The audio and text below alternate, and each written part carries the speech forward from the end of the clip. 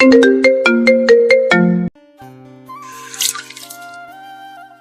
Sultana, right? জি। তো miss তরি, আমাদের বিয়ের ব্যাপারে কথা বলার আগে আপনাকে কিছু শর্তের কথা বলে দিতে চাচ্ছি আমি। আপনি নিশ্চয়ই এটা জেনে এখানে এসেছেন যে আমাদের বৈবাহিক সম্পর্ক একটা চুক্তি ব্যতীত আর কিছুই হতে যাচ্ছে না। হ্যাঁ, জানি আমি। গুড। তো চুক্তির পেপারে সাইন করার আগে আমি আপনাকে শর্তগুলো বলে দিচ্ছি। যদিও পেপারে লেখা আছে, তবুও আমার মনে হয় আপনাকে মুখে ভালোভাবে বুঝিয়ে বললে আপনার ইন ফিউচার আর কোনো প্রশ্ন থাকবে না এই ব্যাপারে। তো চলুন শুরু করি। আপনি মুখে না বললেও সমস্যা নেই। আমি বৈবাহিক জীবনে কোনো প্রকারের সুখ বা স্বাচ্ছন্দ্য পাবো না, সেটা মাথায় রেখেই আমি এখানে এসেছি। তবুও যদি আপনার মনে হয় যে আপনি বলবেন নিজের মুখে, সেটাও করতে পারেন, আমার কোনো সমস্যা নেই। আপনি জানেন আমি বিবাহিত? হুম। এটা আমার কত নম্বর বিয়ে জানেন? দ্বিতীয় হয়তোবা। না, এই তো আপনি সবকিছু না জেনে এসে পড়েছেন কথা বলতে। এটা আমার দ্বিতীয় নয়, তৃতীয় বিয়ে। মানে? চমকে গেলেন? চমকানোর কথাই। আপনার জায়গায় যে কোনো কেউ হলে তার মুখের অভিব্যক্তি ঠিক এমনভাবেই ফুটে উঠত যেটা আপনার ক্ষেত্রে হয়েছে, কিন্তু শুনতে অন্যরকম লাগলেও এটাই সত্যি। এবার আসি দ্বিতীয় কথায়। আমার 2জন সন্তান আছে, এটা জানেন আপনি? সন্তান আছে জানি, সংখ্যা জানতাম না। আমার 2টো সন্তানই এখনো ছোট। বড় সন্তান ছেলে আর ছোট সন্তান মেয়ে। মূলত তাদের দেখাশোনা করার জন্যই আপনার সাথে এখানে বৈবাহিক চুক্তিতে আসা। আমি আমার সর্বোচ্চ চেষ্টা করব তাদের ভালো রাখার। হুম, শুধু চেষ্টা না, আপনাকে পারতেই হবে। কারণ আমাকে ইমোশনাল ব্ল্যাকমেইল করে আমার পরিবার যেই কারণে বিয়ে করতে বাধ্য করছে, সেই কারণটা যদি আপনি ফুলফিল না করতে পারেন, তাহলে আপনাকে বিয়ে করে আমার কোনো লাভ আছে? নেই তো। হতে পারে বাস্তবিক জীবনে আপনি কেবলমাত্র আমার লোক দেখানো স্ত্রী হবেন, কিন্তু আপনাকে তো আমি সামাজিকভাবে স্বীকৃতি দিয়েই বিয়ে করব। যদি করি, এই শহরের সুনামধন্য বিজনেসম্যানের স্ত্রীর খেতাব পাওয়া কি আপনি এতটাই সোজা মনে করেন? আর তাছাড়া আপনি তো আমাকে বিয়ে করতে রাজি এমনি এমনি হননি, হয়েছেন কি? না। সেটাই, আপনার স্বার্থ জড়িত আছে এখানে। আপনার পঙ্গু বাবা, ছোট 2 ভাই বোনের দায়িত্ব তো আমাকেই নিতে হচ্ছে। তাহলে আপনি নিজের পাওনা বুঝে নিলে আমাকেও তো নিজের পাওনা বুঝে নিতে হবে, তাই না? তো বলুন, আপনি পারবেন আপনার উপর দেওয়া দায়িত্ব সঠিকভাবে পালন করতে? পারবো। গুড। আর last but not the least, আমাদের এই চুক্তির কথা যাতে কোনোভাবেই আমার পরিবারের কারো কানে না যায়। Got it? জি। তো নিন, পেপারে সাইন করে দিন। চোখে জল টয়টম্বুর, যে কোনো সময় হয়তো গড়িয়ে পড়বে, এমন একটা পলক ফেলার অপেক্ষা। আর সেজন্যই সামনে বসে থাকা লোকটির দিকে একটুও তাকাচ্ছে না তরি। কি লাভ তাকিয়ে? এই নিষ্ঠুর লোকটা কি তার চোখের মূল্য দিতে পারবে? না জানি কখন আবার বলে বসে যে অভিনয় করা বন্ধ করুন। কাপা কাপা হাতে পেপারে সাইন করলো তরি। একটানে ফাইলটা নিজের কাছে নিয়ে তরিকে প্রশ্ন করলো, কি খাবেন বলুন? চা, কফি বা অন্য কিছু? তীব্র রায়হানের সাথে রেস্টুরেন্টে এসেছেন, কিছু একটা না খাওয়ালে তো আমারই অপমান হবে। তো বলুন, কি খেতে চান? তরি এখনো মাথা নিচু করেই বসে আছে। কান্না গলায় দলা পাখি আসছে মনে হচ্ছে। না, তার আর সম্ভব না এভাবে এখানে বসে থাকা। কোনো মতে নো, থ্যাংক ইউ বলে পাশে চেয়ারে রাখা ব্যাগটা হাতে নিয়ে এক ছুটে দৌড়ে পালালো এখান থেকে। সেদিকে তাকিয়ে থেকে তীব্র ব্রুকুচকে বলে উঠল, স্ট্রেঞ্জ। টেবিলের উপর রাখা ফোনের দিকে চোখ গেল তার। ফোন বেজে যাচ্ছে। রিসিভ করে কানে দিতেই ওপাশ থেকে কেউ বলে উঠল, স্যার, কাজ হয়েছে। মেয়েটি গিয়েছে আপনার সাথে দেখা করতে। হ্যাঁ, মেয়েটি দেখা করেছে আর আশা করছি কাজও হয়েছে। ধন্যবাদ। তুমি কালকে অফিসে চলে এসো। তোমার যতটুকু পাওনা তার থেকে কিছু বেশি দিয়ে দিব তোমাকে আমি। রাখছি। নিজের বাসায় এসে তরি দেখলো তার ছোট ভাই শুকনো মুখে বসে আছে। তাকে দেখে মুখে মেখে হাসি ফুটিয়ে তরি বলে উঠল, কি হয়েছে ভাইও? এইভাবে চুপ করে শুকনো মুখে বসে আছিস যে? কেউ কিছু বলেছে? আপু, আমার একটা সাইকেল লাগবে, লাগবেই লাগবে। এবার তোর কোনো কথা আমি আর শুনছি না। তুই সেই কবে থেকে কিনে দিবি বলে আসছিস, কিন্তু এখনো আমি সাইকেলের মুখটাও দেখলাম না। ইয়াসের সাইকেল আছে, আজাতের সাইকেল আছে, রেজাউলের সাইকেল আছে, বাকি সবারই আছে। তাদের কথা না হয় আমি বাদই দিলাম, কিন্তু আমি যাদের সাথে চলি তারা তিনজনই সাইকেলে চড়ে বেড়ায়, আর আমি শুধু তাদের দিকে তাকিয়ে থাকি। তাদের বলছি যে একটু সাইকেলে চড়বো আমি, কিছুক্ষণের জন্য দিতে আমাকে, তারা সেটাও দেয় না। আচ্ছা, এবার আপু পাক্কা প্রমিস করছি, তোকে সাইকেল দিবই দিব। সত্যি তো? সত্যি সত্যি সত্যি। যা, এবার এভাবে গোমরা মুখ হয়ে বসে না থেকে হাত ধুয়ে আয়। তনু কোথায়? আছে ওই রুমেই। তার আর কি, সারাদিন শুধু সাজুগুজু, এছাড়া আর কিছু বুঝে নাকি? আচ্ছা, তাকে নিয়ে আয় একবারে, আমি সবার খাবার রেডি করছি। তার আগে আব্বুর রুমে গিয়ে আসি একটু। আব্বু আসবো? আয় না মা, এই পঙ্গু বাবা থেকে আর কি অনুমতি দিতে আসছিস? আব্বু, তোমাকে কত দিন বলেছি না এভাবে কথা না বলতে। আমার এসব শুনতে একেবারে ভালো লাগে না কিন্তু। ভালো না লাগলেও সত্যি তো এটাই রে মা। বাবা হয়ে কি করতে পারছি তোমাদের জন্য আমি বলো তো? উল্টো একটা যুবতী মেয়ে হয়ে পুরো সংসারটা টানা লাগছে। আমি চলে গেলে তো একটু বোঝা তোর ওপর থেকে কম ধরে মরিও তো না আমি। আব্বু, দুকরে কেঁদে উঠল তরি। আমি মরে গেছি? যতদিন পর্যন্ত আমি বেঁচে আছি ততদিন পর্যন্ত এইসব কথা আমি যেন আর না শুনি। আমি মরে গেলে এরপর যা ইচ্ছা বলো। কাঁদতে কাঁদতে বেরিয়ে গেল তরির রুম থেকে। রায়হান ম্যানশন। সে গাড়ি থেকে নামলো তীব্র। নিজে গাড়ি চালাতে পারলেও ব্যক্তিগত ড্রাইভার রাখে সে। গাড়ি থেকে নেমে বাসায় ঢুকতে না ঢুকতেই ছোট ছোট পা দুটো দৌড়ে এলো তার কাছে। আদো আদো বলি ফোটা ছোট পরীর মতো মেয়েটির এই নিষ্পাপ আবদার দেখেই মন প্রাণ জুড়ে যায় তীব্রের। তার এই ছোট্ট পরীর নাম তানহা, বয়স মাত্র 3 বছর। তাকে কোলে নিয়ে বেশিক্ষণ থাকতে পারল না তীব্র। দূর থেকে দেখতে পায় মুখ বার করে দাঁড়িয়ে থাকা তার ছেলেকে। তার ছেলে তানবীর, বয়স 5 বছর। তার অভিমান এমনিতেও অন্যদের তুলনায় অনেক বেশি। এক হাতে মেয়েকে আঁকড়ে ধরে অন্য হাত বাড়িয়ে ছেলেকে ডাকলো। সাথে সাথে বোমান বোলানো এক হাসি দিয়ে চলে আসে বাবার কাছে। এই তো দেখি দুজনেই বাবার আদরে। বাবা আসতে না আসতে এভাবে দৌড়ে যেতে হবে? বাবাকে একটু ফ্রেশ হতে দাও সোনা পাখিরা আমার। ধীরে নিচে নামতে নামতে বলে উঠলেন আসিয়া বেগম, তীব্রের মা হন যিনি সম্পর্কে। তবে কথাটা বলে মনে হয় না খুব বেশি একটা লাভ হলো তার, কেননা এখনো সে 2 ভাই বোন বাবার সাথেই লেপ্টে আছে। ও আচ্ছা, মনে হয় চকলেটগুলো কেউ খেতে চাচ্ছ না এখন। থাক, খেতে না চাইলে আর কি করার, আমি খেয়ে ফেলি বরং।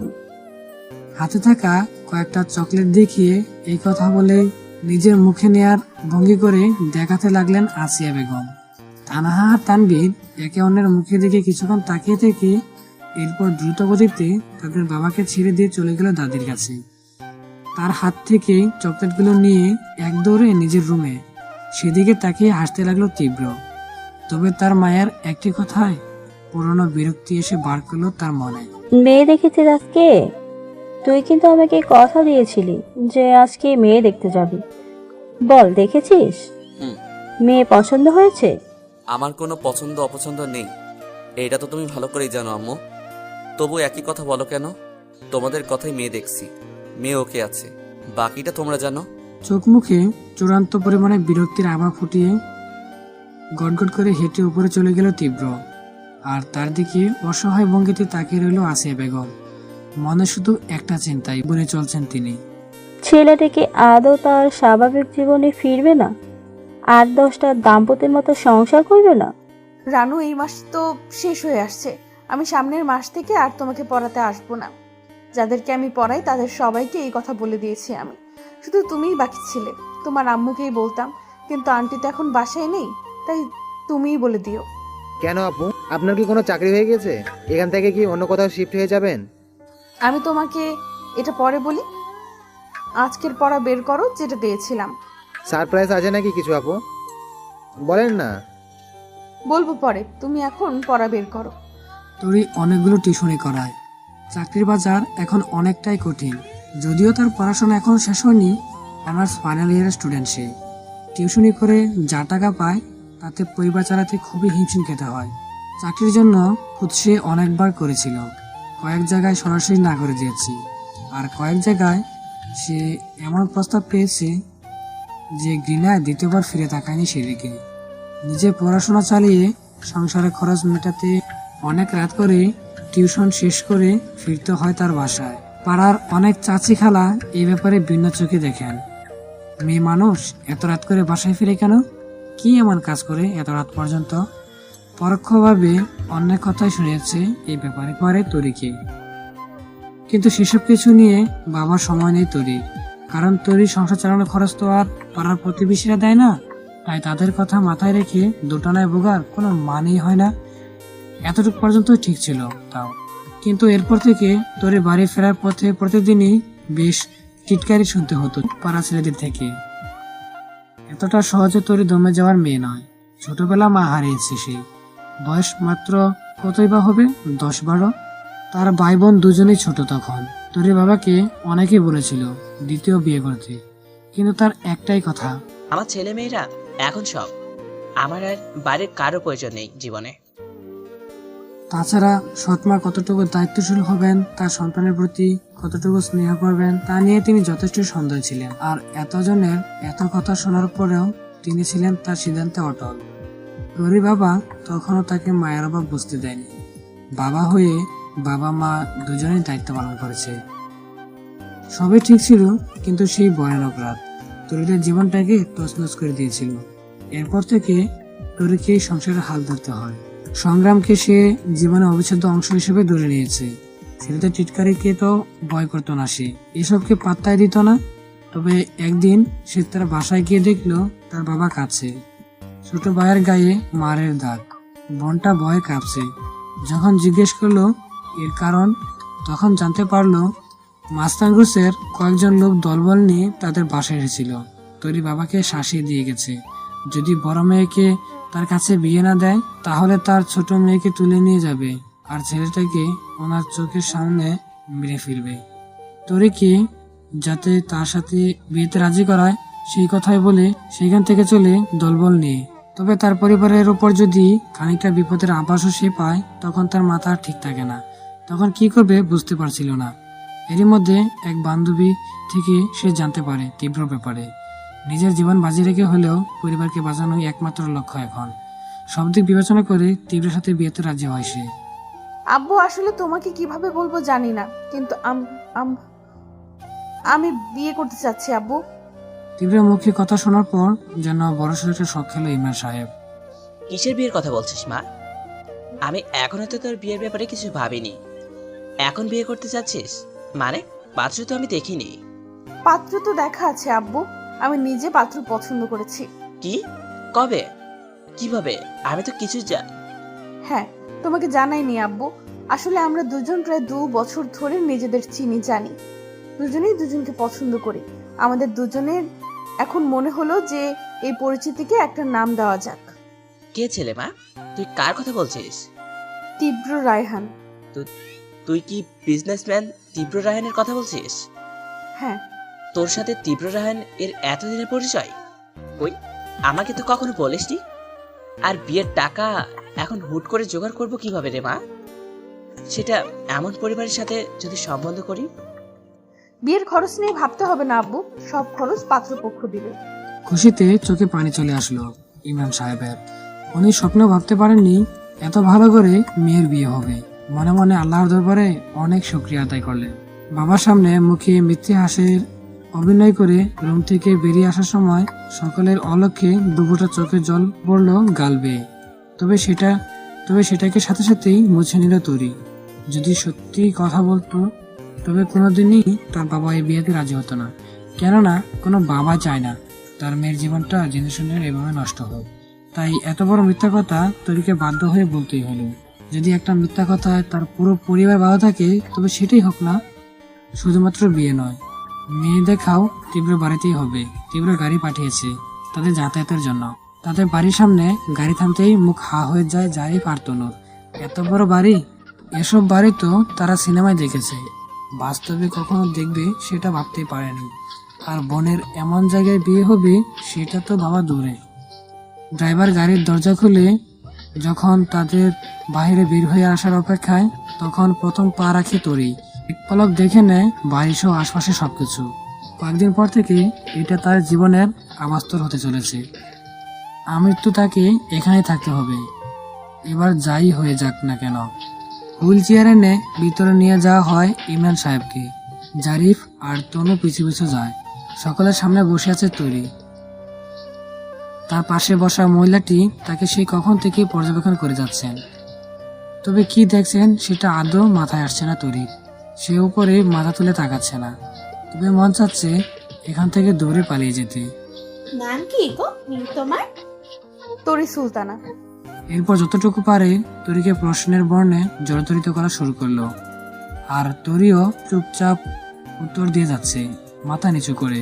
হঠাৎ আরেকটি মহিলা এসে বলল, আম্মা, আপনি থামেন তো।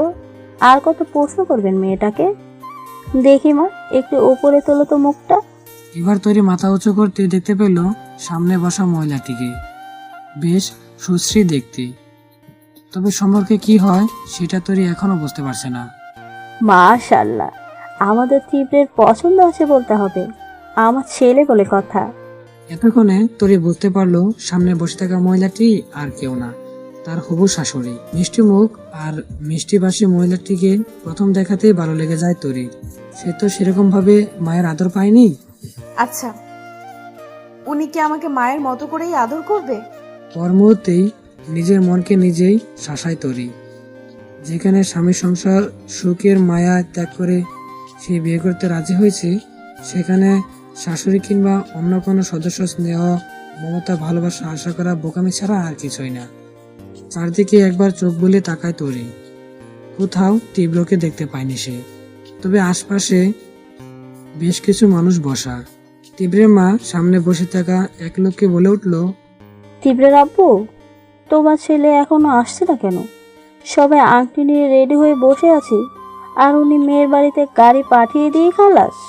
নিজের হবু শ্বশুরকেও দেখতে পারলো তরি। উনি ফোনে কথা বলেই ব্যস্ত হয়ে গেছেন। ইতিমধ্যে এটা কোনো কথার পর্যায়ে পড়ে না তীব্র, তুমি এ সময় এমনটা বলতে পারো না। আরো কিছু কথাবার্তা বলে ফোন কাটলো অভদ্রলোক। চোখ মুখে রাগ আছে স্পষ্ট। গম্ভীর কণ্ঠে বলে উঠলেন, তীব্র বলেছে আসতে পারবে না, সে জরুরি একটা মিটিংয়ে আটকে গেছে। তোমাকে বলেছে আন্টি পরিয়ে দিতে। নিজের অজান্তেই তার ছেলের হাসি মুখে ফুটে উঠে তৈরি। এটাই আশা করছিল সে। বিয়ে এখনো হয়নি, এখনই এই অবস্থা। কি আশা করবে সে তার বৈবাহিক জীবনে তীব্র থেকে? এর অনুপস্থিতিতেই আংটি পরানো সম্পন্ন হলো। সকালের সামনে অনেক খাবার রাখা। বেশ কয়েকটা খাবারের নাম তোর নিজেও জানে না। বিত্তবানদের ব্যাপার স্যাপার আর কি। তার হবু শাশুড়ি তার হাত ধরে নিয়ে গেল সবার সামনে থেকে। প্রথমে যে রুমে ঢুকলো সেখানে দেখতে পেল দুটো ছোট ছোট ছেলে মেয়ে বসা।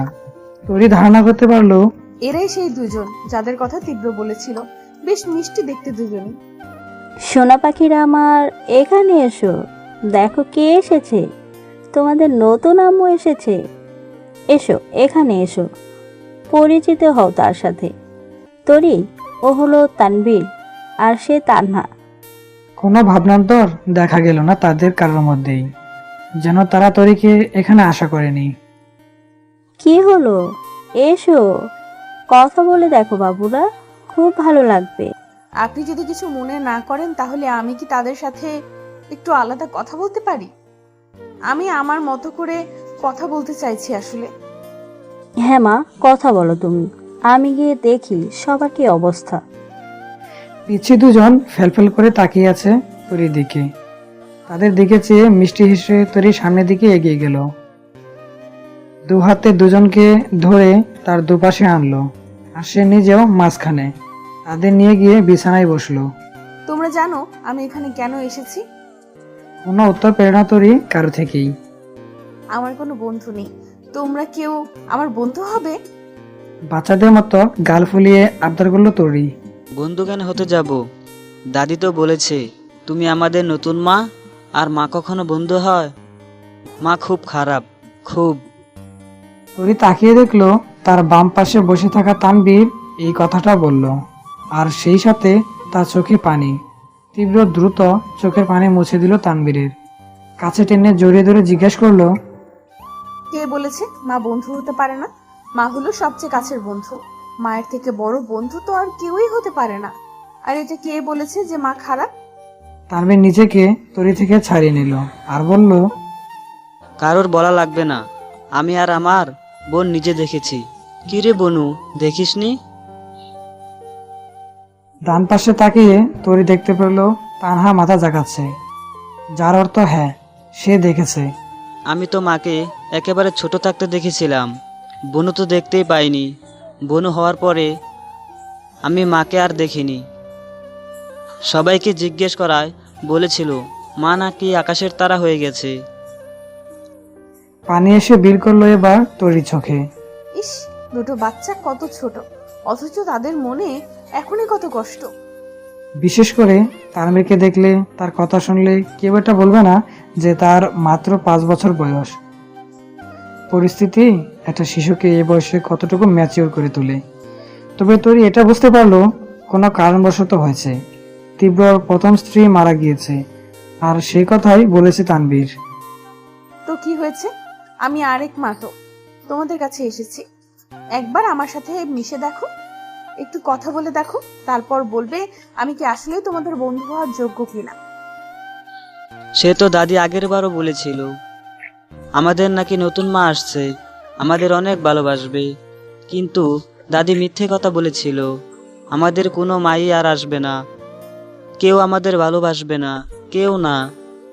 কাঁদতে কাঁদতে চলে গেল তানভীর সেখান থেকে। তার যাওয়ার দিকে ব্যতীত মনে তাকিয়ে রইল কিছুক্ষণ।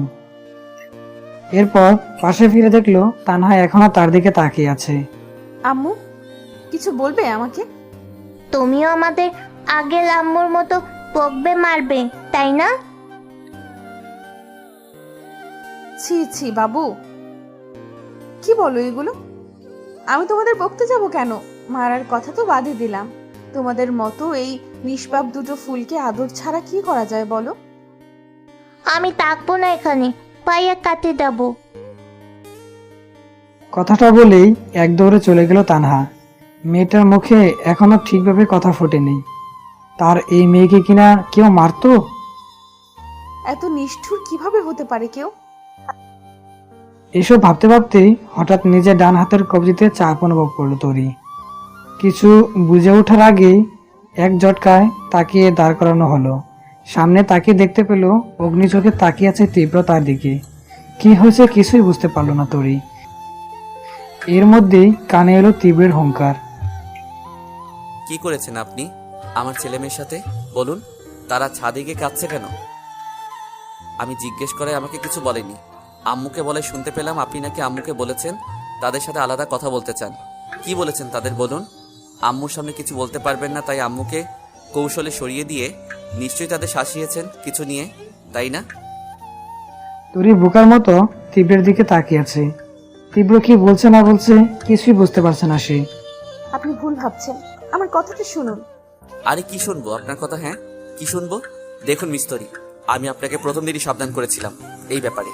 এটাও বলেছিলাম যে আপনার শুধু কাজই হচ্ছে আমার ছেলে মেয়ে দুটোকে আগলে রাখা। এই বাড়িতে তো এখনো আসেনি আপনি, তার আগে এই রূপ দেখিয়ে দিলেন, তাই না? হবে নাই বিয়ে, আমি করছি নাই বিয়ে। এখন এই মুহূর্তে গিয়ে আমি বিয়ে ভেঙে দিচ্ছি। Just wait and watch. তরি এখনো সেখানে শক্ত হয়ে দাঁড়িয়ে আছে। তীব্র ঝড়ের গতিতে রুম থেকে বের হয়ে গেল। তার একটা কথা শোনারও সময় হলো না তীব্রের। কোনো প্রয়োজনই মনে করলো না তার কথাটা একবার শোনার। এই তীব্র, কোথায় যাচ্ছিস তুই এভাবে? আম্মু, রাস্তা থেকে সরে দাঁড়াও, আমি এক্ষুনি এই বিয়ে ভেঙে দিয়ে আসছি। মানে কি, পাগল হয়ে গেছিস তুই? তুমি জানো ওই মেয়ে বাসায় আসতে না আসতেই আমার সন্তানদের বকাবাদ্য করেছে, হয়তো গায়েও হাত তুলেছে। আগে বিয়েটা ভাঙছি, এরপর ওই মেয়ের ব্যবস্থা করছি আমি। এই দাঁড়া তুই, কাজের চাপে তোর মাথাটা গেছে তীব্র। কোনো কিছু যাচাই বাছাই না করে, কিছু না জেনে মন মতো কথা বলছিস। তোকে কে বলেছে যে তোরই তাদের সাথে খারাপ ব্যবহার করেছে? নয়তো তারা কান্না করছিল কেন আম্মু? এভাবে তো তাদের কাঁদতে দেখিনি এই কয়েকদিনে। তাহলে আজকেই কেন? ওই মেয়ের সাথে কথা বলার পরেই কেন? তানবীর, তান্না, একটু এদিকে আসো তো বাবুরা। দুজনেই কিছু সময়ের মধ্যেই আসিয়া খাতুনের সামনে এসে দাঁড়ালো। জি দাদি। তানবীর, তোমাদের কাউকে কি কিছু তোরি বলেছে, মেরেছে? তোরি মানে যাকে তোমাদের সাথে পরিচয় করাতে নিয়ে গেছিলাম নতুন মা হিসাবে। না দাদি। তোমরা তাহলে কাঁদছিলে কেন? আসলে আমার মায়ের কথা অনেক মনে পড়ছিল। আর যাকে আগে নতুন মা বলেছি সে আমাদের সাথে যা যা করতো সেগুলো এই নতুন মা আমাদের সাথে বন্ধুত্ব করতে চেয়েছিল, কিন্তু সেটা কিভাবে হয় বলো? মা কি কখনো বন্ধু হয়? হয় না তো। এটা বলে আমি সেখান থেকে চলে এসেছি। আর দাদু ভাই, তুমি কেন কাঁদছিলে? ভাইয়া কাঁদছিল তাই। ভাইয়া কাঁদলে তো আমারও কান্না পায়। আচ্ছা, যাও এখন খেলো গিয়ে। তোমাদের তো আমি যাবার আর বলেছি না। আর গিয়ে দেখো রুমে চিপস রেখে এসেছি, যাও খাও গিয়ে। দুজনেই আচ্ছা বলে চলে গেল। আছিয়া খাতুন তীব্রের দিকে তাকিয়ে দেখলো তার দিকে তাকিয়ে আছে সে। এতক্ষণ যার চোখ মুখে রাগের ছাপ স্পষ্ট ছিল, এখন সে একেবারে শান্ত। মাথা খানিকটা চুলকে জিজ্ঞেস করলো, আম্মু এটা কি হলো? যা দেখেছো সেটাই হয়েছে। এখন বলো, বিয়ে ভাঙতে যাচ্ছ? আর না আসলে বুঝেছি, যাও তোরির কাছে গিয়ে সরি বলো। আমি তোমার মা। মাথা গরম হয়ে গেলে যে তোমার হিতাহিত জ্ঞান থাকে না, সেটা আমি খুব ভালো করেই জানি। না জানি মেয়েটাকে কি কি বলে এসেছো। তোরি সম্ভবত এখনো ওই রুমেই আছে। আমি দুপুরে খাবারের ব্যবস্থা করতে যাচ্ছি। আজকে তরিদের পরিবারের সবাই লাঞ্চ করে যাবে এখান থেকে। তুমিও তরির সাথে কথা বলে ফ্রেশ হয়ে নিচে আসো তাকে নিয়ে। আসিয়া খাতুন চলে যাওয়ার পর টরির রুমের দিকে তাকিয়ে রইল তীব্র। কি বলবে তাকে এখন? না বুঝে এভাবে ওভার রিয়েক্ট করাটা তার একদমই ঠিক হয়নি। আই এম সরি, আমি আসলে নিজের বাচ্চাদের কান্না দেখে মাথা ঠিক রাখতে পারিনি। তারা আমার সবচেয়ে বড় দুর্বলতা। তাদের নিরাপত্তা, তাদের ভালো থাকা নিয়েই সবসময় কনসার্ন থাকি আমি। তাই আমি একটু উল্টোপাল্টা কথা বলে ফেলেছি। বিয়ে ক্যান্সেল হচ্ছে না, আপনি নিশ্চিন্ত থাকতে পারেন। কিছু বলছেন না যে? আমি কি এখন নিচে যেতে পারি? মানে হ্যাঁ, নিচে তো যাবেন অবশ্যই। এতে আমার পারমিশন নেওয়ার তো কিছু নেই। আপনার বাড়ি, আপনার রুম, আপনার মর্জি। আর তাছাড়া আপনি তো এক প্রকার আমাকে কিনেই নিচ্ছেন। অবশ্য তাতে আমারও সায় আছে, আপনি মোটেও জোর করেননি আমাকে। তো আপনার কৃতদাসী হিসেবে তো আপনার হুকুম মান্য করতে হবে, তাই না? এর জন্য অনুমতি যে নিতেই হচ্ছে। আপনি আমাকে টেস্ট করছেন তাই না? আমি মানছি আপনাকে না হয় একটু ভুল বুঝেছি। তো কি হয়েছে? সরি তো বলেছি। এত গোদরে থাকার তো কিছু দেখছি না আমি। ছি ছি, আমার এত বড় দুঃসাহস আছে নাকি আপনাকে টোন্ট করার? আমি তো শুধু সত্যিটাই বললাম। কেন, সত্য সহ্য হচ্ছে না? না হলে এটাও বলে দিন যে এ বাড়িতে যেহেতু বউ হয়ে আসছি, তাই উচিত কথাও এখন থেকে আর বলা যাবে না। সেটাও চলবে, আমি এখন থেকে চুপে থাকবো। যতটুকু দায়িত্ব আমার দেওয়া হয়েছে তার থেকে এক চুল পরিমাণ বেশিও করব না, বলবোও না। তাহলে খুশি হবেন আশা করি। এটাই প্রথম, এটাই শেষ। ভবিষ্যতে যদি আর কোনোদিন এভাবে খোঁজা দিয়ে কথা বলতে শুনেছি আমাকে, তাহলে তার পরিণতি চূড়ান্ত রকম ভয়াবহ হবে। গটগট করে রুম থেকে হেঁটে বেরিয়ে গেল তীব্র। মেজাজটাই গরম হয়ে গিয়েছে তার। সেদিকে তাকিয়ে মুখে তাচ্ছিলের হাসি এনে তরি বলে উঠল আপন মনে, বুঝলি তোরই, এখন থেকে তোর কথা বলার মুখটাও বন্ধ হয়ে যাবে। নিজে উল্টাপাল্টা কিছু বললে একটা সরি বলে 7 খুন মাফ, অথচ তিক্ত সত্যি কথাটা গায়ে লেগে গেল। নিচে কিছু বললে সেটাকে সামান্য কিছু ভেবে উড়িয়ে দেওয়া, আর আমি বললে ভবিষ্যতে কিছু করার হুমকি দেওয়া। বাহ, দারুণ সংসার হতে চলেছে আমার। দুপুরে খাওয়া দাওয়ার পাট চুকিয়ে তরিরা সবাই চলে গিয়েছে অনেক আগেই। তীব্রের দাদি তার রুমে নিজের বউ আর ছেলেকে ডেকে পাঠালেন। আম্মা, আমাদের ডেকেছিলেন? আসো, কিছু কথা বলার ছিল টিপের নতুন বউয়ের ব্যাপারে। মেয়েটা খুব লক্ষ্মী, তাই না আম্মা? আচ্ছা, তুমি এত অগ্রিম খুশি হও না। এত তাড়াতাড়ি মানুষ চিনে ফেলা যায় না। খুব তো বলেছিলে সেই কালনাগিনী হয়ে। নম্র ভদ্র মেয়ে, কি করেছে শেষমেশ সে? যাই হোক, যেটা বলতে আমি তোমাদের ডেকেছি সেটা হলো পিঁপড়ের বাচ্চাদের জন্য একটা মায়ের প্রয়োজন। এই যুক্তিতে তোমরা দুইজন এই বিয়েটা করাতে চাচ্ছ, বুঝলাম। কিন্তু আমার তোমাদের প্রতি এটাই নির্দেশ যে শুরুতেই এতটা বেশি স্বাধীনতা দিতে চেও না সেই মেয়েকে। তাকে যথাসম্ভব নিজেদের নিয়ন্ত্রণে রাখবে। সবার প্রথমে তার মতি গতি বোঝার চেষ্টা করবে। আমি তো সাথে আছি, সে মানুষ হিসাবে কেমন সেটা যাচাই করতে হবে আগে। মা হওয়া তো পরের কথা, বুঝতে পেরেছো? আম্মা, আমি খবর নিয়ে জেনেছি মেয়েটা ছোটবেলায় তার মা বাবাকে হারিয়েছে। বাবা পঙ্গু হওয়ার পর থেকে ছোট ভাই ও বোনসহ পুরো সংসারে সে সামলায়। এবারে মেয়েটা খারাপ হবে না আম্মা, দেখবেন। আজিজুল, তুমিও তোমার বউয়ের তালে তালে কথা বলবে না। আজকালকার মানুষ, রূপ বদলাতে 2 মিনিটও সময় নেবে না। হ্যাঁ, আমি এটা বলছি না যে মেয়েকে নজরে রাখতে গিয়ে, নিয়ন্ত্রণে রাখতে গিয়ে তার সাথে খারাপ ব্যবহার করবে, মোটেও না। এবারের বউদের যতটুকু যা কিছু পাওয়ার কথা সে সবটাই পাবে। আমি শুধু এটাই বলছি যে শুরুতেই তাকে ছাড় দেওয়া যাবে না। আগে সে কেমন সেটা বুঝতে হবে, জানতে হবে। তারপর তাকে যত খুশি স্বাধীনতা দাও, আমার কিছু যায় আসে না। এমনকি তখন আমি তাকে সম্পূর্ণরূপে আপন করে নিব। তবে আপাতত আমাদের সকলের একটা শক্ত খোলসে নিজেদেরকে আবৃত করতে হবে বাইরে থেকে, বুঝতে পেরেছ? জি আম্মা। ঠিক আছে, কথা এতটুকুই, এখন যাও। রুম খালি হওয়ার পর একটু চোখ বুললেন জাহানারা খাতুন। বেশ কিছু তিক্ত স্মৃতি প্রায় সময় চোখে ভেসে ওঠে তার। ছোট বাচ্চা দুটোর কান্না যেন এখনো কানে বাজে তার। সেসব ভুলে যেতে চান তিনি।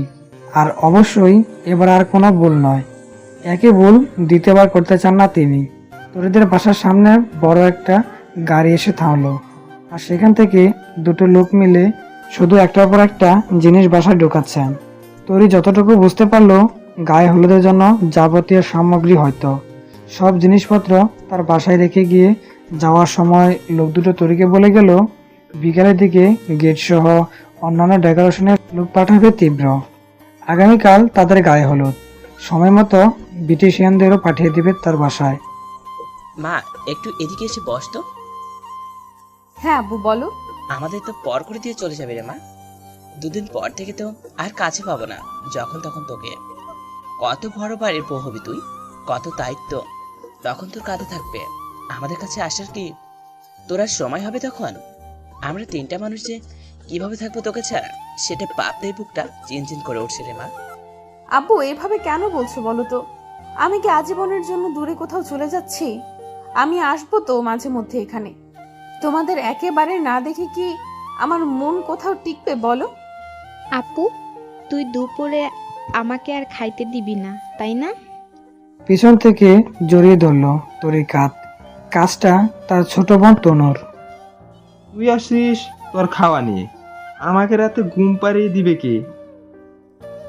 জারিফ তরির কোলে এসে মাথা রেখে বলল, দুজনকেই তরি ছোটবেলা থেকে মায়ের আদরে মানুষ করেছে।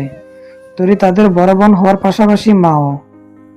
ছোটবেলার অভ্যাস এখনো ছাড়তে পারেনি 2 ভাই বোন। যখন আমার হাতে খেতে ইচ্ছে হবে আর আদর পেয়ে ঘুমাতে, তখন আমাকে ফোন করবি, দেখবি আমি রকেটের গতিতে চলে আসব। মুখে হাসি রেখে কথাটা বললেও চোখে পানি চিকচিক করছে তরির। সে সবার সামনে এখন কান্নাও করতে পারছে না, যত সম্ভব নিজেকে শান্ত রাখার চেষ্টা করে যাচ্ছে। হঠাৎ ফোনে রিংটোনের আওয়াজে কথার ব্যাঘাত ঘটল তাদের। তরির মোবাইলে কল এসেছে। তরি সাধারণত আননোন নাম্বার রিসিভ করে না, এটাও কি রিসিভ করবে না করবে ভাবতে ভাবতে ফোন কেটে গেল। তরি ফোনটা হাত থেকে রাখতে যাবে, এর আগে আবার ফোন বেজে ওঠে। সেই আগের নম্বর থেকেই। এবার ফোন রিসিভ করে কানে লাগাতে না লাগাতেই অপর প্রান্ত থেকে বেশ বিরক্তি মাখা কণ্ঠে উত্তর আসে, এতটা ফ্রি মানুষ সবাই না আপনার মতো, তাই একটু দ্রুত ফোনটা রিসিভ করবেন ভবিষ্যতে। এক্সকিউজ মি, কে বলছেন আপনি? তীব্র রায়হান বলছিলাম। ও আচ্ছা, ফোন নাম্বারটাও সেভ করা হয়নি? না। এখন হঠাৎ ফোন দিলেন যে, কোনো প্রয়োজন ছিল? আপনার সাথে প্রেমালাপ করতে নিশ্চয়ই ফোন দেইনি, কাজের কথা বলার জন্যই ফোন দিয়েছি। তো আসল কথায় আসি, গায়ে হলুদের জিনিসপত্র নিয়ে পৌঁছে গেছে আপনাদের বাসায়। আশা করি ডেকোরেশন আপনার ইচ্ছে মতো করতে পারেন। আগামীকাল দুপুরের মধ্যে চলে আসবেন এই বাড়িতে, আর এরপর আর কোথাও যাওয়া হবে না আমার বাড়ি থেকে, বুঝতে পেরেছেন? যদি কখনো আমার আব্বুর আর ভাই বোনদের দেখতে ইচ্ছা হয়, তাহলে কি আমি এখানে আসতে পারবো না? এখানে আমি আপনার বাবা আর ভাই বোনকে রাখবো। সেটা কে বললো আপনাকে? মানে? মানে হলো আপনার পরিবারের জন্য আমি আলাদা বাসার ব্যবস্থা করে রেখেছি এই বস্তির মতো জায়গায়। তীব্র রায়হানের শ্বশুরবাড়ি, সেটা জানলে আমার মান সম্মান থাকবে না। আর আমি লোক পাঠিয়ে দিব, তার আপনার বাসার সব মালপত্র নিয়ে চলে যাবে যেখানে আমি থাকার ব্যবস্থা করেছি।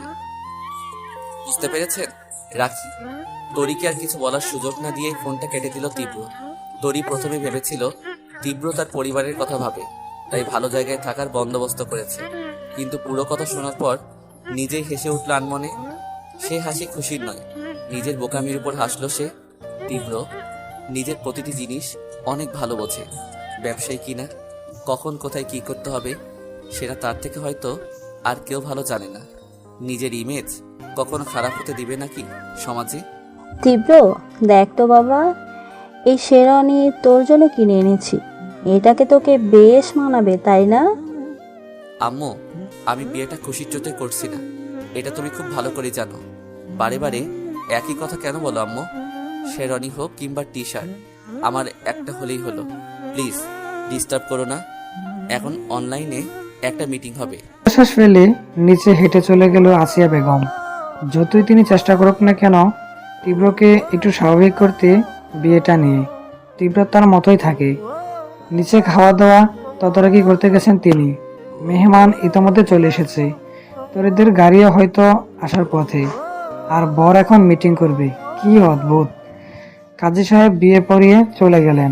কিছুক্ষণ হলো, কবুল বলার সময় তীব্র খুব দ্রুত বলে দিল, যেন যত তাড়াতাড়ি শেষ হয়ে যায় ততই তার জন্য ভালো।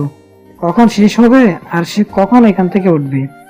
অনেকেই বেশ রসিকতা করছিল যে বিয়ে করতে তীব্র তো সইছে না। তরি বেশ ধীরে ধীরে কবুল বলল। কণ্ঠ খানিকটা কাঁপাচ্ছিল, কান্না চলে আসছিল, কিন্তু কাউকে দেখানো যে বারণ। তরি আর তীব্র তাদের দুই পক্ষের দোয়া নিল। এরপর খেতে বসলো তারা। তরি পাশে জারাফ আর তনু বসেছে। শুনছেন? বলুন। তানভীর আর তানহাকে দেখলাম না তো, কোথায় তারা? আসেনি তারা। তরি দেখলো তার পাশ দিয়ে আসিয়া বেগম যাচ্ছেন। আম্মা, কিছু বলবে? তানভীর আর তানহাকে একটু ডেকে দিবেন, তাদের একটু দেখতে ইচ্ছে করছে। সবাই তো খাওয়া দাওয়া করতে বসে গেছে, তারা খাবে না?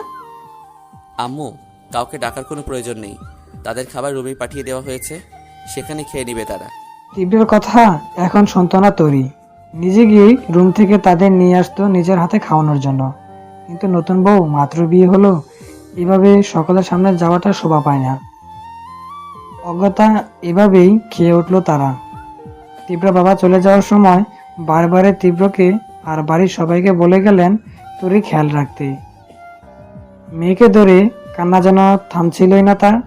জারাফ আর তনু তো গো ধরে বসেছিল যে সে যেখানে তাদের আপু আছে সেখানেই তারা থাকবে। পরে অনেক বুঝিয়ে তাদের বিদায় দেওয়া হলো। বেশ ধনাঢ্য পরিবারের লোকজন সেখানে উপস্থিত ছিল। বেশ দামি গিফট দিয়েছে সবাই। এত আভিজাত্যের ভিড়ে তরি নিজেকে খুব ছোট লাগছিল। অনেকেই দামি জুয়েলারি পরিয়ে দিয়ে গেছে তরিকে যাওয়ার সময়। বাইরে থেকে যে কেউ দেখলে বলবে তরি রাজকপাল নিয়ে এসেছে। কিন্তু আসল কিসের উপর বিয়েটা হচ্ছে সেটা তো শুধু সে নিজে জানে। তরিকে কিছু মেয়ে একটি রুমে নিয়ে গেল। তরি ঢুকে দেখলো বিছানা সহ পুরো রুম বিভিন্ন প্রকারের ফুল দিয়ে সাজানো। দেয়ালে তীব্রর বড় একটা ছবি। আশপাশে আরো অনেক কিছু দেখতে নিয়েছিল সে, কিন্তু সুযোগ হয়ে উঠল না। সাথে সাথে মেয়েদের কথা শুনতে গিয়ে, যাও নতুন বউ, খাটে বসে গিয়ে আমরা তোমার বয়কে পাঠাচ্ছি। এই কথা বলে খিলখিল করে হেঁটে চলে গেল মেয়েগুলো। তাদের থেকে নজর সরিয়ে পুরো রুম দেখতে লাগলো। যেমন বাড়িটা বিশাল, ঠিক তেমন রুমগুলো। ওরই যেখানে তার বাবা ভাই বোন নিয়ে থাকতো সেখানে পুরো বাসা আর এই রুমটা মনে হয় প্রায় সম। প্রায় সমান। এত বড় রুম দিয়ে মানুষ কি করে? কোনো কিছুরই অভাব নেই রুমে। তীব্রের নিজের ছবিটা ছাড়াও আরো অনেক ছবি রয়েছে রুমটাতে, সবগুলোই তীব্র, তানভীর আর তানহার মোটামুটি। ঘুরতে ঘুরতে হঠাৎ তৈরি চোখ আটকে গেল একটা ছবিতে। বেশ সুশ্রী একটা মেয়ে, শরীরে দামি গহনা আর শাড়ি পরিহিত। তার পাশেই হাসি মুখে পিছন থেকে কাঁধে হাত দিয়ে দাঁড়িয়ে আছে তীব্র। দুজনেই মুখে অকৃত্রিম হাসি, আর মেয়েটার কোলে রাজপুতের মতো ফুটফুটে একটি পুত্র শিশু। ছেলেটা তো মনে হচ্ছে তানভীর হবে, কিন্তু মেয়েটাকে তীব্র তো বলেছিল এটা তার তৃতীয় বিয়ে। তাহলে ছবির মেয়েটা কি তার প্রথম স্ত্রীর নাকি দ্বিতীয় স্ত্রী? তার চিন্তা ভাবনার অবসান ঘটল দরজার বন্ধ আওয়াজে। পিছনে না ফিরেই বুঝতে পারলো যে তীব্র এসেছে রুমে। তীব্রকে কিছু একটা বলতে নিবে, অপর পাশে ফিরে তার আগে প্রশ্ন আসে, বিছানা নাকি কাউচ? আমার কোনো সমস্যা নেই, আপনি যেটা বলবেন সেটাই করব। আপনি বিছানাতে ঘুমাতে পারেন, আমি ফ্রেশ হয়ে আসি আগে। আপনার ফ্রেশ হতে বেশ কিছুটা সময় লাগবে। এতক্ষণ অপেক্ষা করা আমার সম্ভব হবে না, অনেক কাজ রয়ে গেছে বাকি। ল্যাপটপ নিয়ে কাজে বসতে হবে। টাওয়াল, টি শার্ট আর ট্রাউজার নিয়ে ওয়াশরুমে চলে গেল তীব্র। প্রায় 15 মিনিটের মাথায় চলে আসলো ফ্রেশ হয়ে। এসে ল্যাপটপ নিয়েই বসে পড়ল। তরি ফ্রেশ হয়ে বিছানায় বসলো। তীব্র আঙ্গুল দ্রুত গতিতে চলছে ল্যাপটপের উপর, কিছু টাইপ করছে হয়তো। একটা প্রশ্ন অনেক আগে থেকেই তরি মনে খচখচ করছে জিজ্ঞেস করার জন্য। তীব্র কিভাবে রিয়াক্ট করবে সেটা ভেবে এখনো চুপ করে আছে তরি। তবে বেশ কিছুক্ষণ আর কথাটা পেটে রাখতে পারলো না। শুনছেন? কান খোলা আছে, বলতে পারেন। ল্যাপটপের স্ক্রিনে তাকিয়ে থাকা অবস্থায় জবাব দিল তীব্র। আমি প্রথম যখন এসেছিলাম এখানে, তখন আম্মা আমাকে যে রুমে নিয়ে গিয়েছিল সেটা সম্ভবত তানভীর আর তানহার রুম। আমি ভেবেছিলাম আপনি সেখানেই থাকেন, আসলে আপনার রুম ভেবেছিলাম আর কি। আজকে এই রুমে এসে বুঝলাম ওইটা না, এটা আপনার রুম। আমি আসলে এটাই জিজ্ঞেস করতে চাচ্ছিলাম যে তানহা তানভীর কি এভাবে একা থাকে? একা কোথায়, দুইজন তো একসাথেই থাকে। তারা দুজনেই এখন ছোট, বিশেষ করে তানহা তো একেবারেই ছোট। হোক না দুজন, কিন্তু এভাবে একা তাদের এক রুমে রাখা তো উচিত না, তাই না?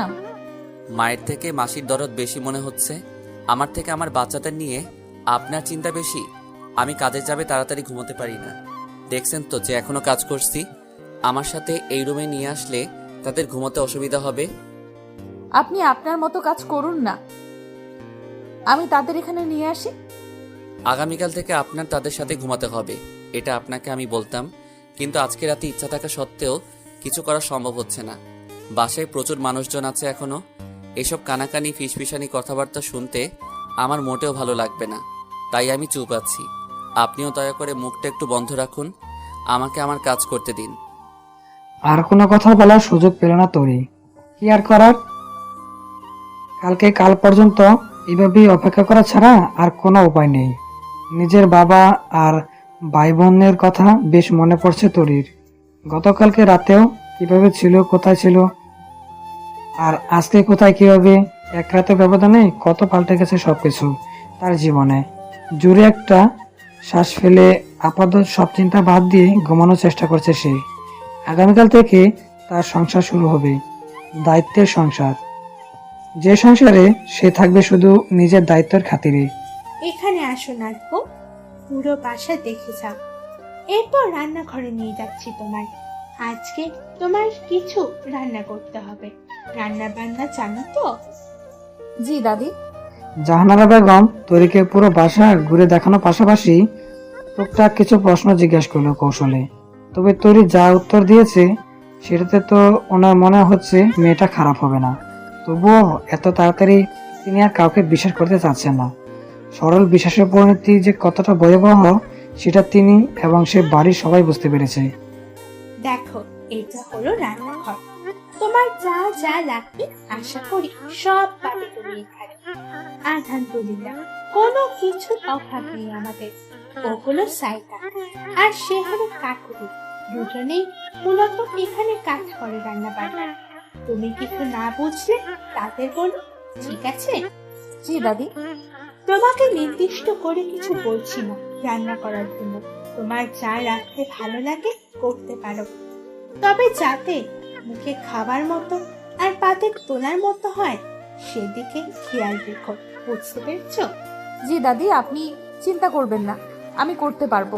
তরির বেশ হাসি পাচ্ছিল জাহানারা বেগমের কথায়। কোনো রকমে হাসি চেপে রেখে খানিকটা মুচকি এসে উপরোক্ত জবাবটা দিয়েছে তরি।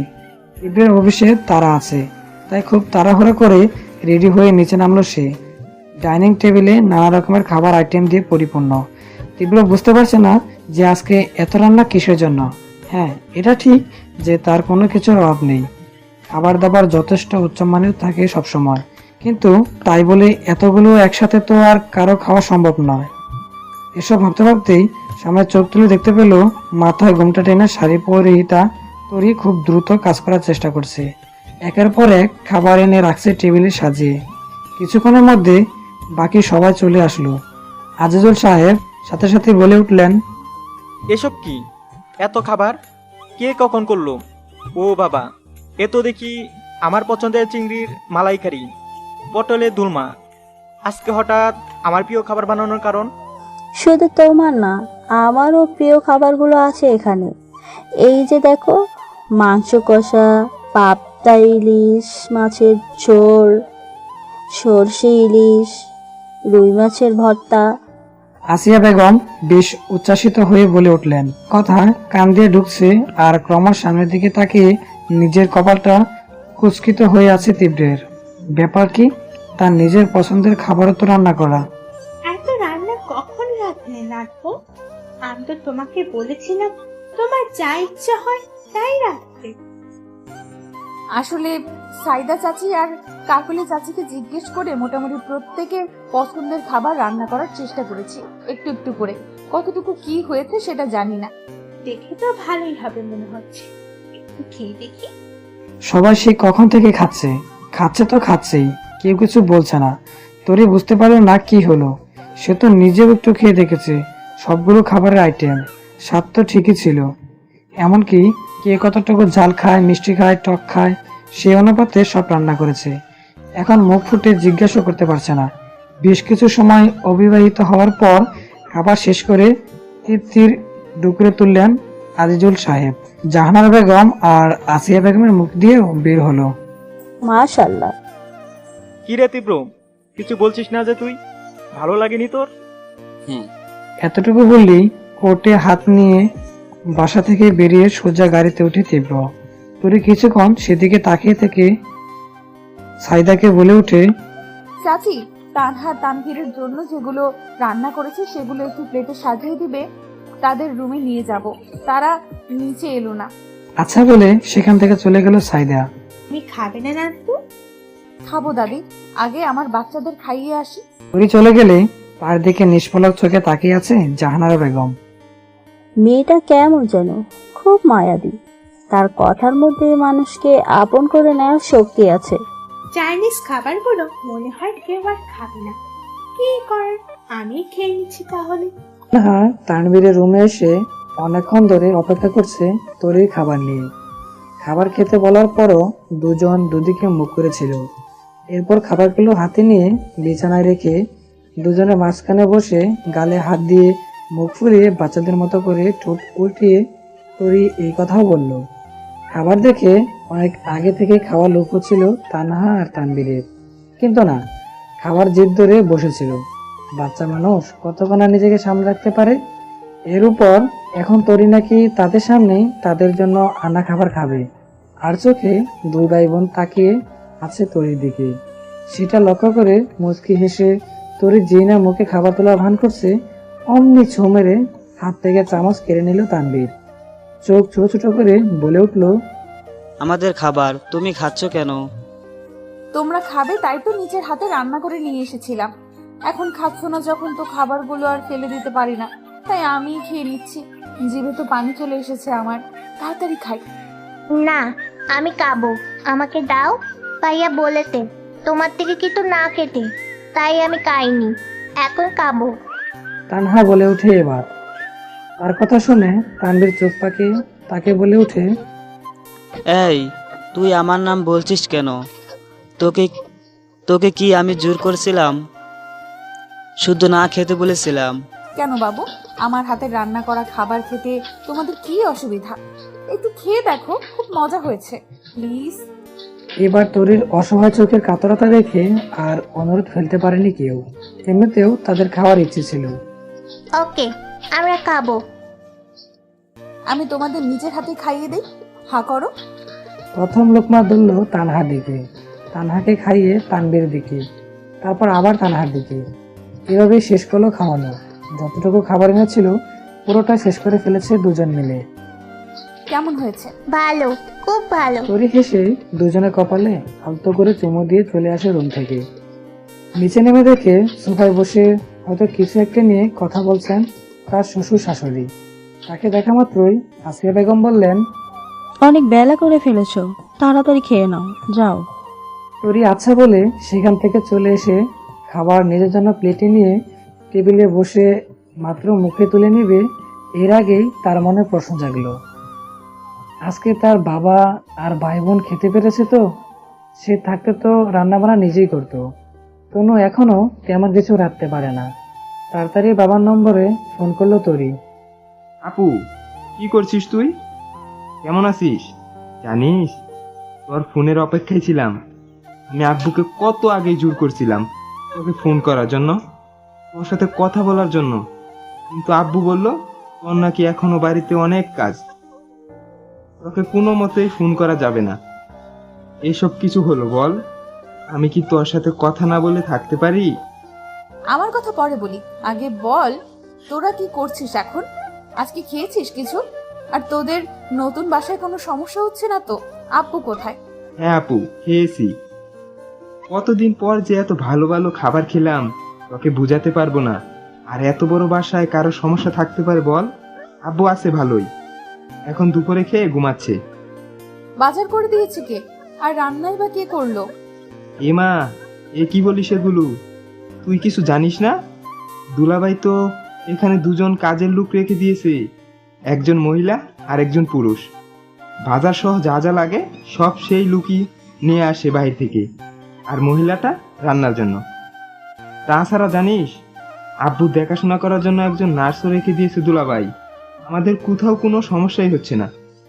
তরি চোখ দিয়ে পানি গড়িয়ে পড়ছে। তবে এটা দুঃখের নয়, সুখের পানি। তীব্র নিজে থেকে এতটা করবে সেটা ভাবতেও পারেনি। আচ্ছা, সবই বুঝলাম, তোদের পড়াশোনা কিন্তু ঠিকভাবে করবি, ঠিক আছে? আমি এখন সেখানে নেই বলে কোনো গাফিলতি কিন্তু সহ্য করব না, বলে দিলাম। এখন কি আর পড়াশোনা না করে কোনো উপায় আছে? খানিকটা মন খারাপ করে বলল জারিফ। তার কথায় বেশ অবাক হলো তরি। তারপর জিজ্ঞেস করেই ফেললো, কেন এইভাবে বলছিস কেন? আর বলিস না, দুলাভাই আমাকে আর তনুকে নতুন স্কুলে ভর্তি করাবে বলেছে, তাও এই শহরের সবচেয়ে ভালো স্কুল। ওখানে টিচাররা অনেক কঠিন শুনেছি, ওরা আদায় নাকি করেই ছাড়ে। তনু তো খুব খুশি, পুরাই আতেল একটা, পড়াশোনা ছাড়া আর সাজুগুজু ছাড়া কিছু বুঝে না। আমার হয়েছে জ্বালা।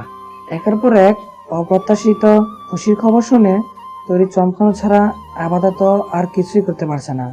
তবে জারিফের কথার ভঙ্গিতে সে ফিক করে হেসে দিয়েছে। হাসছিস? হাসতে থাক, আমিও কিছু বলবো না।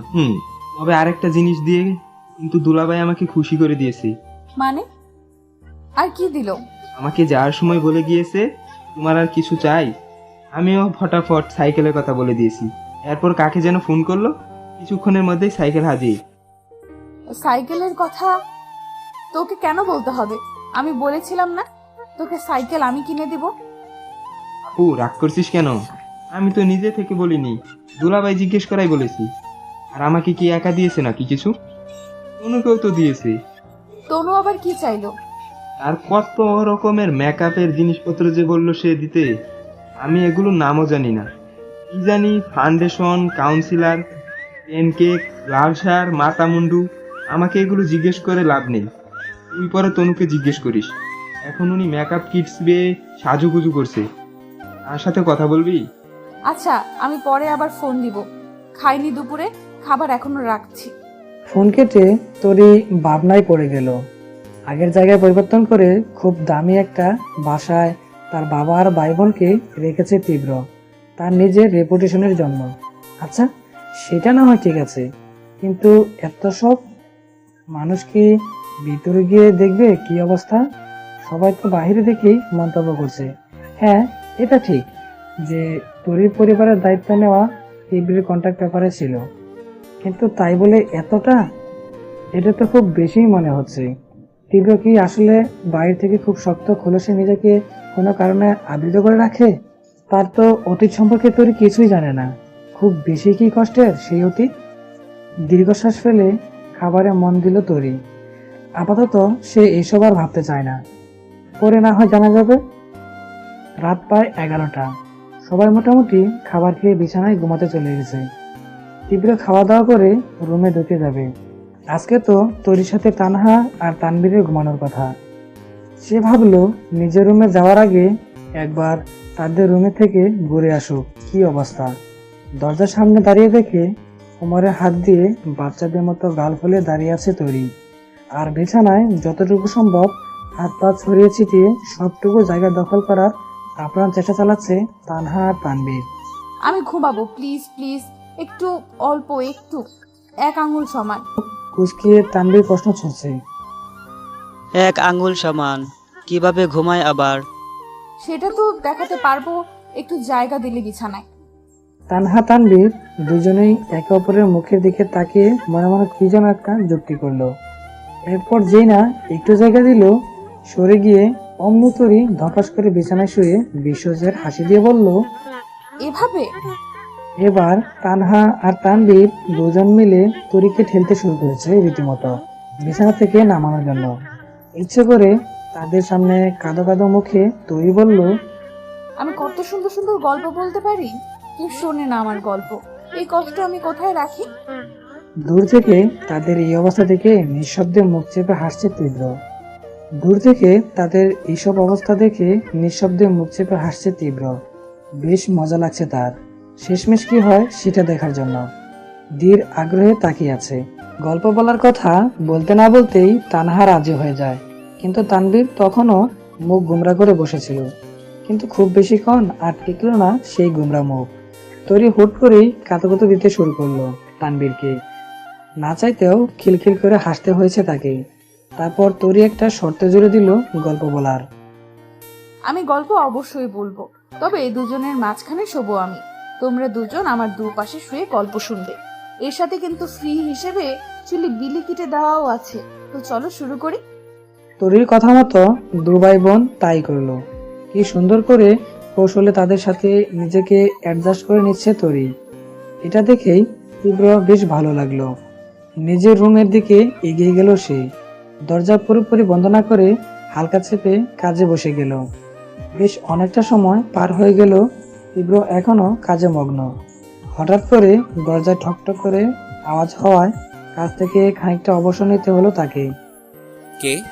আমি তরি, আসবো? আসুন। এত রাতে তরিকে দেখে মোটামুটি অবাকই হলো তীব্র।